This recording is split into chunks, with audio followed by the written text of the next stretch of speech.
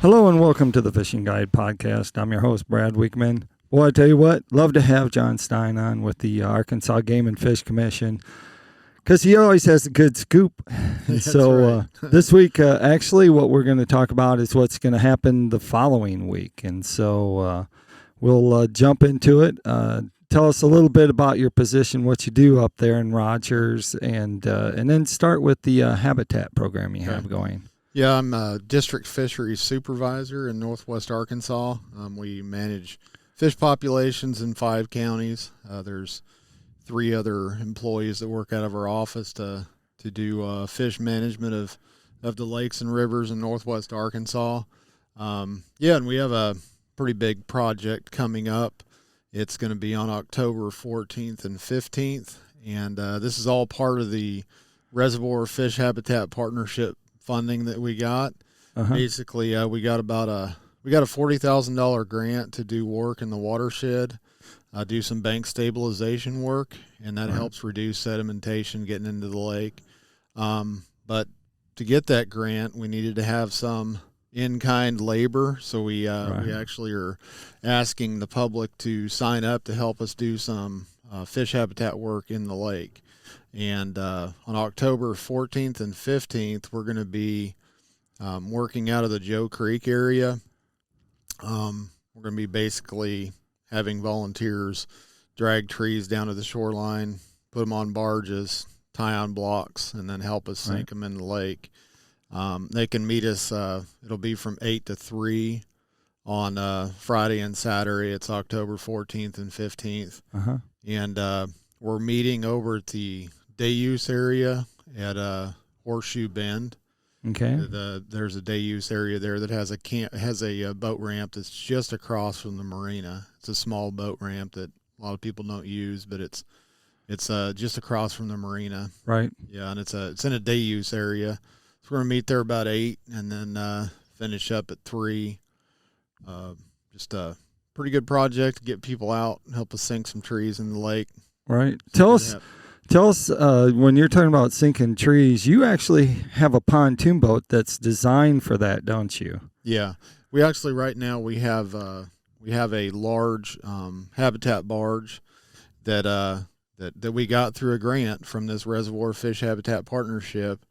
Actually, the funding came from the Fish America Foundation and the Arkansas Game and Fish, and we have it's a 27-foot barge that has a dump bed on it, and the dump bed will lift 8,000 pounds. Wow! So, and then we also put a winch on the front of it, so if we have a bigger tree, we can winch it up onto the boat and then tie blocks on it and drive it to wherever we need to sink it, and then you just you fire up a generator and push a button. And it tilts up and dumps the brush in the lake. Right. So what size, you talk about brush piles, are you talking about logs? What do you normally sink when you're going in there? So with the Beaver Lake's owned by the Corps of Engineers. Right. We got permission, Arkansas Game and Fish got permission from the Corps to cut cedar trees around different areas of the lake that we manage for Beaver Lake WMA, the wildlife management area. So we're allowed to cut cedar trees in certain areas. These cedar trees can be anywhere from 6 inches in diameter to 20 inches in diameter. Wow. And those 20-inch diameter ones, those will be there for a long time. Right. We have there's standing timber that's been in the lake and has been there for 56 years. So you're thinking a gigantic cedar tree like that is going to be in the water for a long time. And we attach blocks to them. So like a big 20-inch cedar tree that may be 30 feet tall, we're putting 35 blocks on it. On one end of them, and then does that make them horizontal, right? How do they sit in the water then? With that many blocks normally, and you think about it, these trees that we're putting in, like a 20-inch diameter tree is big. It's got some limbs on it that are 5-6 inches in diameter, and the whole tree itself, even if it lays over, it's got a circumference of like 10 to 15 feet. It's a huge. Right. Huge. So if it falls over, it's going to be really good habitat too. And with when we put 30 some blocks on a tree, you've got to pretty much line the tree with them. So a lot of those big trees lay over, Right. but it provides really good habitat because, like I said, they have huge limbs on them when they're that Right. big. But now smaller trees, some of those 6, 8-inch trees, if we put all the block on the butt end that's cut, Right. they'll stand up for a while. They could stand up for a year or so. Right. And so what kind of depth of water are you looking for when you place them? And what you're also looking at the structure on the bottom, are you not? Yeah. Yeah. So the best place to put brush and fish habitat like that is on a point or a flat where there is no brush. Uh-huh. If that's going to really Right. help a point or flat out. Fish they'll find it right away. We were sinking some back in September, and by the end of the day, we were seeing bluegill on these piles of cedar trees we put out. We're doing like if we're on the main lake, we're going to put them at least 15 feet deep at normal pool. They could be 15 to 25 feet deep. But in the backs of coves, like in the back of Joe Creek, we've got a big, we're calling a spawning reef. It's probably 20 yards long of a bunch of trees that we've put in. Right. They start anywhere from 6 feet of water and they'll go to 15. Right. So we're gonna try to put some more in the backs of coves that are shallower. So when the lake let's say the lake is at normal pool in the spring, Right. that they're going to be between 6 and 15 feet deep. And then if it's gotcha. high, if it's 6 feet high, they're going to be around the 12-foot range. So we're trying to put some in the backs of coves where you don't have much boat traffic as far as like Right. skiers, Uh-huh. putting them a little shallower for if when the fish come in to spawn Right. in the spring. And so wood itself is covered, but talk about shadows and shade. Isn't that an important part of the structure itself?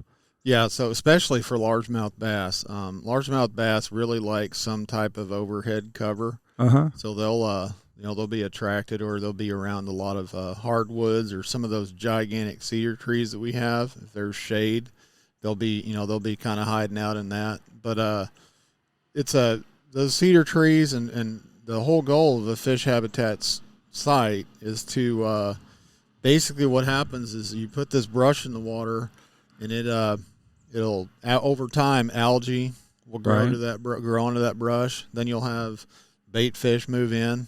Some species of fish will they'll eat periphyton or the algae that's on a tree, Uh-huh. and then that brings in fish that eat the smaller fish. But so you'll have those brush piles will have bigger fish that people can catch around them. A lot Right. of crappie, a lot of bass. But then depending on how dense the structure is, your small crappie or small bluegill or small bass can hide from being eaten in the brush piles. So they're a Right. benefit, definitely a benefit to the fishery. They're also a benefit to the anglers because fish congregate around them. Right. So you can find all of our sites. We're trying to make these sites really big. Right. So you'll have at least up to 6 large trees on a site. Uh-huh. So they're big. You can they're going to be as big around as this dock pretty much with that Right. kind of structure. So you can find them on any kind of depth finder pretty easily. So if you're coming to volunteer, any recommendations? Bring gloves, wear pants. What do you have? We're recommending that people wear gloves, wear pants, closed-toed shoes. We don't want anybody out there with sandals because we're going to be dragging cedar trees down to the shoreline. We're going to be Right. attaching 40-pound blocks to them with wire or rope, Uh-huh. and then we'll actually get volunteers on our boats and help them. They're going to help us. So we have that really big habitat barge that has a dump bed, but then we Right. have 2 other, they're flat deck barges that are they're like 22 feet long, Right. and we can pull trees onto those smaller ones that are manageable, and then Uh-huh. have the volunteers will throw them off by hand. I gotcha. Yeah. All right. So yeah, definitely need to be using. Definitely need, closed-toed shoes is a big thing. All right. Some boots, pants, and we're gonna have water and Gatorade for Uh-huh. for anybody. Bring a lunch, and Yeah, we did this already in September with Hook, Line, and Sinker Outdoors. Right. They're putting on, they got volunteers. We got about 15 volunteers, and we put out 14 new habitat sites in a couple days. So. And these habitat sites, will they be put on the website then after a while? Yeah, it takes about anywhere about a month for once we get the sites. We'll take GPS coordinates from each site, send them to our Little Rock office, to our GIS division, and then they'll put them on our website. You can just go to agfc.com and look up fish habitat structures, and you can find a map. You can find a map of these. And you can download those too. And I forget, I'm pretty sure they do Lowrance, and they do one other, maybe. I think we have Humminbird or Garmin. I think they have one. Yeah, I think they have directions now for all three. All three. You can get them all three. Good. And they show you step by step how to do it. Right. And one thing we do want to do is find out how many people we're going to have at the project. So anybody that wants to volunteer can call me at my on my phone number. It's 479-640-6422. Okay. And that way they can they can call or text me. That way we know how many people to expect to show up. So we're talking about brush. Let's talk about that crappie. You had like a crappie program earlier this year where they did you did a release of some. Right. So we have a nursery pond on Beaver Lake. It's in the Blackburn Creek area, and so it's a 28-acre pond that was designed back in the 80s, and basically the goal behind it is to put adult crappie in there in the spring. We normally put 400 to 500 adult crappie in there. We get them from Beaver Lake. Sometimes we get them from other lakes, but mainly we get them from Beaver. And we're allowing them to naturally spawn. Right. And then we fertilize the pond, makes it super productive, so you have a huge number of fingerlings that are spawned. Right. And that's different. The difference between doing that and just have them in the lake is it's only crappie in there. There aren't any bass. There aren't any other predators that can be eating them. Right. And so we get pretty huge numbers of fish that can be released right into Beaver Lake it's fairly cheap to do. Right. And so this year we stocked 300,000 fingerling crappie into the pond. But over the last 10 years of Beaver Lake Nursery Pond, we've stocked over 2.5 million fingerling crappie into the pond, into Beaver Lake. Right. From the nursery pond, and the goal is to have some natural to have some recruitment where those fish are actually being caught by anglers. How big is a crappie when it goes to reproduction? How big normally are they? So they can be, they can start spawning fairly small, like 8 inches in size, 8 to 10 inches. They're already spawning. All right. So, within a couple of years on Beaver Lake, your fish are going to be of spawning size. All of them will be naturally, of spawning size at 10 inches. I got you. Takes about 3 years to get to 10 inches. Interesting. Now I'm going to switch gears. We're going to go to where you're giving money away. That's right. They're giving money away. But there's a catch. What's the catch? Yeah, the catch is you have to catch A-tagged striped bass in Beaver Lake. Right. We have 250 tagged fish right now in the lake. And basically we're trying to find out how many striped bass are being harvested. We're doing this on Lake Ouachita, Norfolk Lake, and Beaver Lake. Right. And if you catch a striped bass that has a tag in it, they're kind of a red tag. It's maybe that long. It's on the top of the fish, on the side of it. If you catch one, you call a number on the tag, which is my coworker's cell phone number. He'll ask you a few questions about where you caught it, what the big thing is we're wanting to find out, did you harvest that fish or did you release it? Right. And then after they answer the questions, they can send one of the tags back in, and then we'll mail them a check for $100. And the reason why we do that is we only tag 250. Right. You know, in a huge lake that like Beaver, that's 28,500 acres. That's not a huge number of fish, and we want all the tagged fish that are caught turned back in or called Right. in. So far we've had about around 35 returned. Yeah. And that's kind of what we expected. With 250 tagged, it's a big lake. Right. It's kind of like winning the lottery, really, when you catch one. Well, but the thing is that we're starting to roll into these cooler temperatures, and the water temperatures. Of course, Beaver Lake's right behind us, and this is the White River arm. And I think the earliest I ever caught one that had any size to them was about October 17th.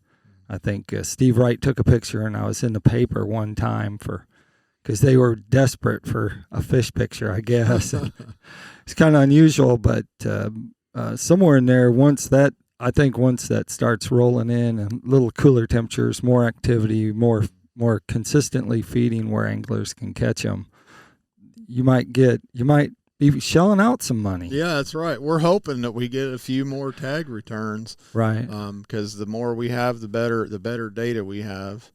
What size were they that you tagged? Because yesterday I hammered them pretty good, but the trouble was they were little ones. Huh? They were. We tagged fish that were above 20 inches. So it's a variety of fish between 21, probably 20 to we had some that were around. We had one that was at least 42 inches long. So it's just a wide variety of lengths. Really? That we tagged. Yeah. So we got to talk a little bit about walleye fishing on Beaver. Tell us, is it good or bad? I already know the answer. Oh, right now, well, this summer has been really good. People that were using bottom bouncers, night crawler, spinner rigs, stuff like that. It's really picking up, and a lot of it has to do with we're getting off really good natural reproduction. We know that from a previous study that about 60%, we're getting about 40% of the fish out there that we see are naturally reproduced. We still have some. We're still getting some pretty good stock contribution. So 60% of the fish that we caught in a study were stocked. Right. And so fishing is really good right now. There's a lot of fish over 18 inches, which is the minimum length limit. Every time I go out, it seems like all I can catch are 17 3/4. But give them a little bit. Yeah, give them a few months, and they'll be 18. But that it's a very popular fishery. Walleye is, and so are you going to stock them? Like, do you have plans to stock them? Or are you done with that because of natural reproduction? Well, we still get pretty good natural reproduction, we still get pretty good numbers of stocked fish that survive, about 60%. Yeah. So every other year we're going to do a walleye spawning project. Okay. We'll go below. We could go above, in the river arms, War Eagle, White River to get brood stock. Right. We'll spawn if they're ready to spawn. We'll spawn them on the bank. Which means we just take their eggs, fertilize their eggs, right, and then take them back to the hatchery, and the hatchery will raise them up to about 1.5 inches, right, and then we stock them back into the lake. It's done really well. I mean, that's how we established the fishery, the walleye fishery in Beaver, was through stocking. Yeah, and over time we may not have to stock anymore, but right now we think we do. Next time you're on the show, we're going to talk about the biomass and how this all gels together, how you're able to have stripers and walleye and brim and catfish and crappie and bass and how you manage that biomass. We'll do that next time, though, but that takes us to Tackle Time. Tackle Time sponsored by PICO Lures, and Rose Metal Products has trophy craft systems, and so we're going to give them a shout-out this week. If you want to catch some of those walleye we've been talking about, a striper, make some money, fish some picos, I guess, so you can catch them. But go out there. You can check them out at PicoLures.com. If they want to find out more, you gave out your phone number once, but do it again for the upcoming event. Right, and any questions anybody has about fisheries in Northwest Arkansas, the number is 479-640-6422. All right. Sounds good. Right. Appreciate it. Hopefully you have a whole bunch of people volunteer and show up Yeah. and get a lot of that that habitat put in the lake. And so that's good. Like I always like to end the show, make sure you keep your hook sharp and your lures in the water.